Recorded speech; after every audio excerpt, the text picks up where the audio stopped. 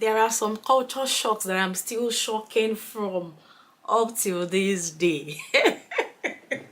Hello guys, welcome back to my channel. Thank you so much for clicking on this video. Today it's a sit down chit chat with me and you, and we are going to be having a good conversation and discussion in the comment section.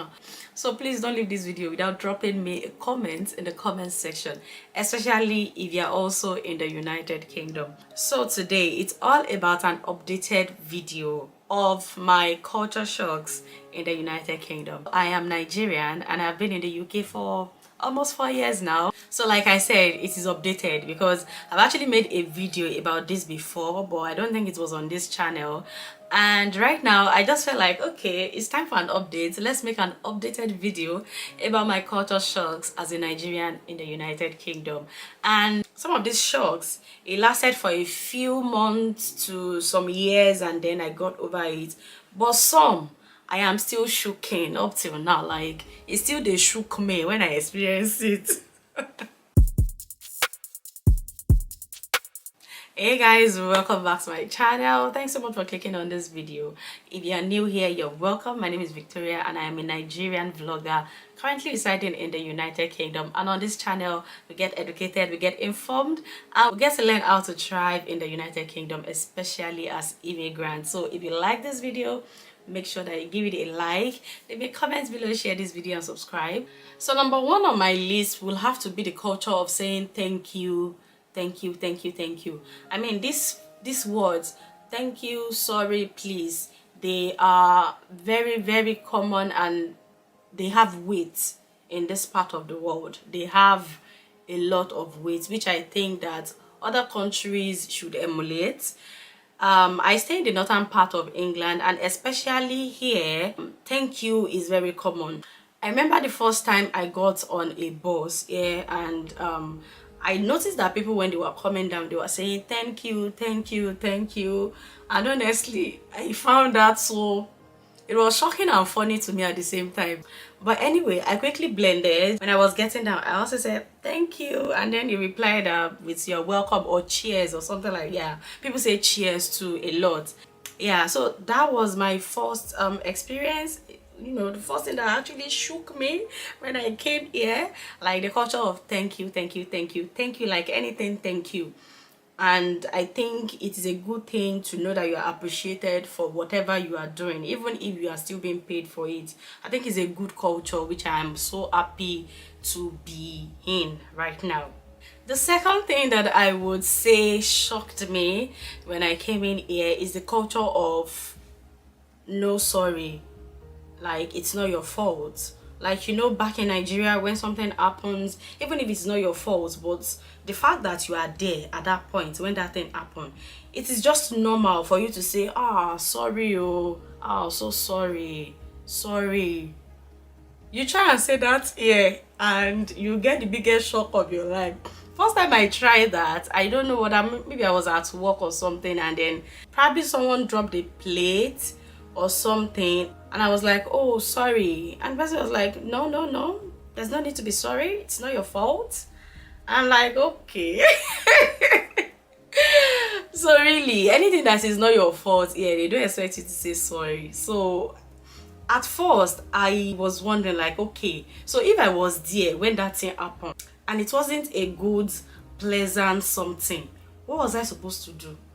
Was I supposed to just stand there and okay? I don't get. But anyway, later I think I adjusted, and if something like that happened to somebody, probably I'll just say bless you, or I'll just keep my mouth shut, or just try and help with, you know, getting things back to normal. But then sorry is a no if it's not your fault. The third on my list is 90% of people here, they don't speak Queen's English. I know that before I came here to work, and I know that for people who came also to study, we all did IELTS. So you either do IELTS or OET, just to be sure that you know how to speak English, how to write English, how to read English, and there's one other one just for you to get to the UK. And then you get to the UK and you see people speak and you be like, is this the English that me I paid so amount of money to pass? before coming here, and you people are just bastardizing the English anyhow here. People do not speak Queen's English. Like a very few, a very few really educated people are the ones that you will hear speak proper English. And that was a great shock to me when I got here. The fourth on my list is surgery, GP surgeries. The first time I heard that word, I was like, I was confused really, like GP surgery. I had to read about it to understand what GP means, but then I really, even up till now, I can't fathom why they are being called surgeries. From the part of the world where I came from, surgery is a verb. Surgery is the process of being operated on, or surgery is the process of you operating on somebody, you know, as a doctor in that field, as a surgeon. That's what I know surgery to be. But then here, like, you know, these walk-in clinics, they are called surgery. So a surgery is a place where you go in to speak, or you go in to see a doctor or to see your nurse to say, oh, I've got this complaint, I'm not feeling okay, and then they kind of give you advice or prescribe to you what you need to do, and you know, all that. They call it surgery here. Surgery. So when you hear someone say, oh, I'm going to the surgery, it doesn't mean that the person is going to get operated on. It just means that the person is going to see their general practitioner in a surgery clinic. Number 5 on my list is there are many accents here.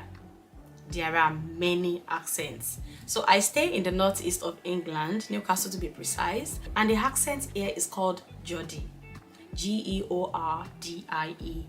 Geordie.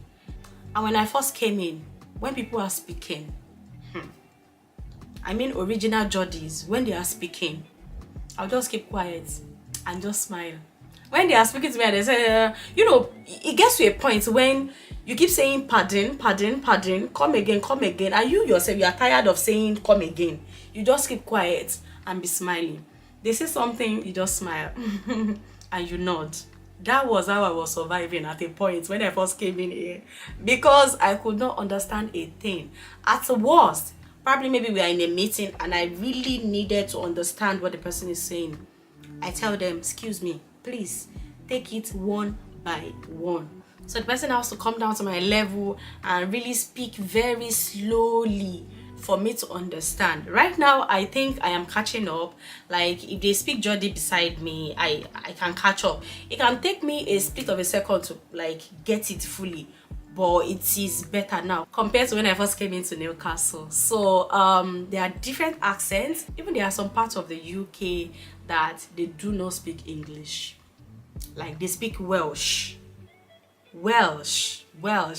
I traveled to Scotland some weeks back, and even though I have been listening and watching Scottish movies, I was hearing it like in real life. I was so amused, I was so surprised, and at the same time I was so happy, because I think I really love that there are Scottish accents and slangs. So basically there are different types of English in England and in the UK, and there are other languages that are officially the language of people in the UK, but then that language is not English language.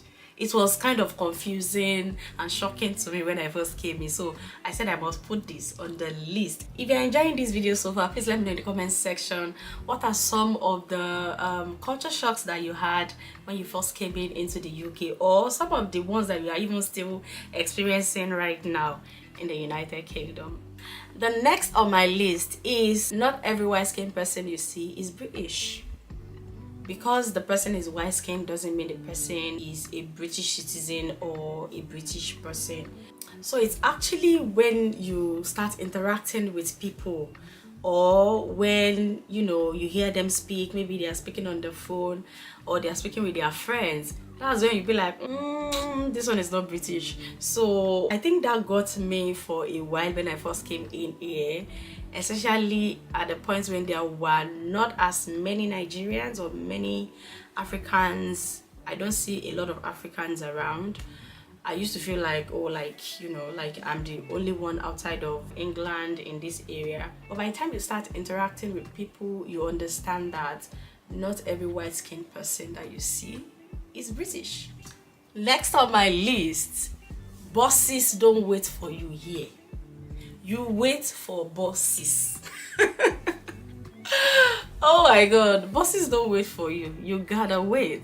So if your boss is coming for, let's say 10 o'clock in the morning, you gotta be there by 9:50 a.m. or else you are a few steps away from the boss, and once the door to the boss closes, the driver is on his way or her way. They are not gonna wait for you.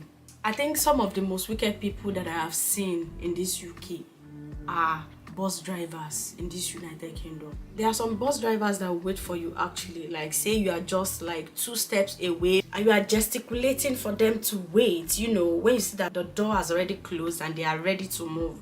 Some of them will wait for you, but some, even when you are at the door, once the door is closed, they will not wait, they are going.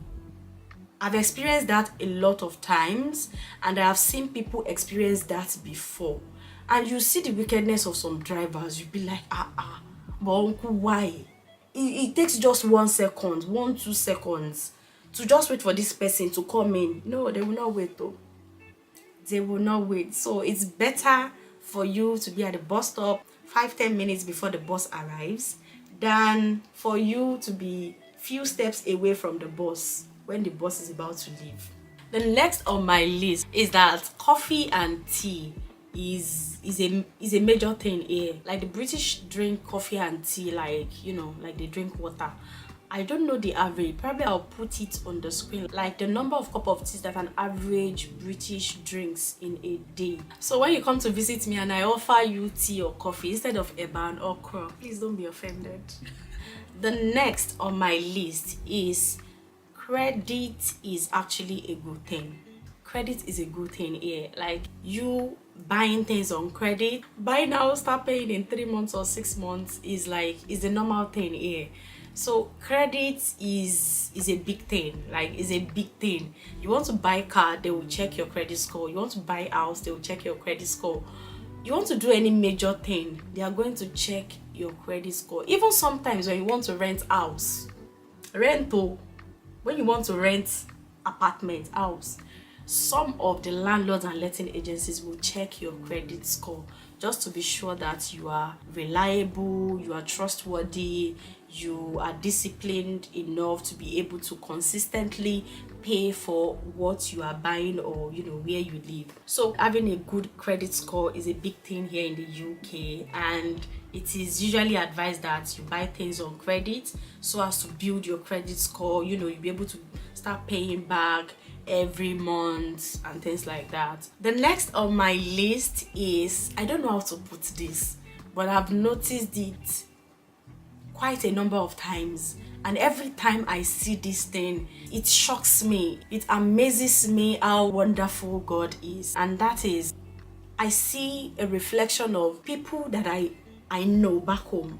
I see them in people that are here. I don't know how to explain it. So let's say I was working with somebody back home in Nigeria, like in a hospital. You know, the charisma of the person, even the looks of the person. You know, when I see someone here, maybe I meet someone for the first time, maybe in the hospital or on the street, and with the way the person speaks, the attitude of the person, the way the person interacts, it takes me back home and I'll be like, oh my God, this is Folakemi in Oyinbo form. Has that ever happened to you before? Like I'll be like, no. The way this person speaks, the way this person does things is exactly like Folakemi. I'm just using Folakemi as an example. And I've noticed it in quite a number of situations, a number of scenarios, and honestly, every time it happens, it amazes me. I am shocked and I am in awe of God's greatness. Like, how can two people living in two different parts of the world be the same? How can they talk the same? How can they like gesticulate the same? How can they like give you attitude the same way? How can they look the same? Like, how? And I've got a bonus one for you, which I'm sure you'll have heard many times over and over, and that is weather. UK's weather, UK's weather. Don't trust. If there is something that you should not trust in this world, is UK's weather. Don't trust it too. Like right now it is sunny. I'm actually going out in the next few minutes, and I step outside. I say, oh, because it's sunny, I'm just going to go. I won't take my jacket with me. Before you know it, it starts raining. Before you know it, the weather is cloudy. Before you know it, it starts snowing. They calm down. UK weather is unpredictable. Like unpredictable. So let me know, guys, which of these culture shocks have you experienced in the United Kingdom, and if you are not in the United Kingdom yet, let me know which of the shocks shook you the most. Thank you so much, guys, for watching. Please leave your comments in the comment section and let us chat. These are other videos that you can watch about life in the United Kingdom. Please make sure that you click on one of them, and I'm going to see you there.